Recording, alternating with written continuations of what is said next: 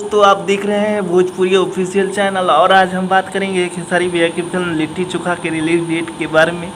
इस फिल्म में star cast में है खेसारी लाल यादव जी, काजल राघवानी जी, श्रुति राव की जोड़ी देखने को मिलेगी।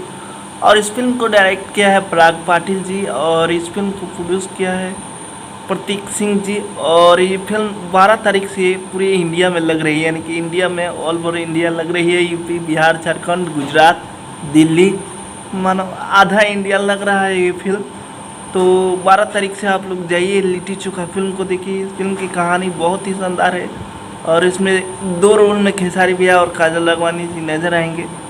अभी तो ये फिल्म सस्पेंस में है, लेकिन 12 तारीख को आप लोगों को देखने के बाद पता चलेगा।